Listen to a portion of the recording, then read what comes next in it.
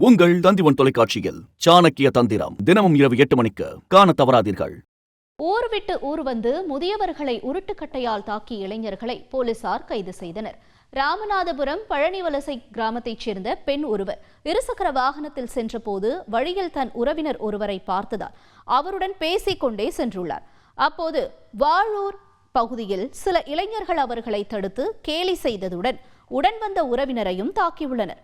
அவர்களிடமிருந்து தப்பிய அந்த நபர் தன் நண்பர்களுடன் சென்று தகராறு செய்ததாக கூறப்படுகிறது.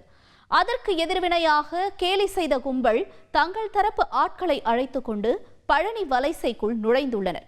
தங்களை தாக்கியவர்கள் அங்கு இல்லாத நிலையில் ஆயுதங்களுடன் சுற்றித் திரிந்தவர்களை பார்த்து யார் நீங்கள் எல்லாம் என விசாரித்த அங்கிருந்த முதியவர்களை சரமாரியாக தாக்கிவிட்டு தப்பியோடியுள்ளனர்.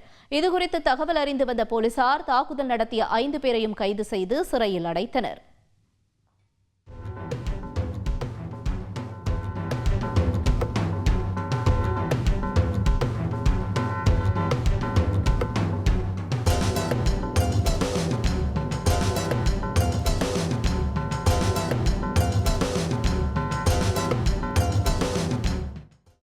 ராமநாதபுரம் மாவட்டம் கடலாடி அருகே தரிசு நிலத்தில் 3 நாட்டு வெடிகுண்டுகள் கண்டெடுக்கப்பட்ட சம்பவம் அப்பகுதி பொதுமக்களிடையே அச்சத்தை ஏற்படுத்தியுள்ளது.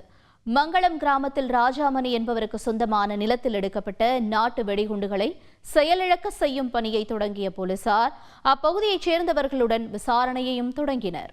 உங்கள் தந்திவன் தொலைக்காட்சியில் சாணக்கிய தந்திரம் தினமும் இரவு 8 மணிக்கு காண தவறாதீர்கள்.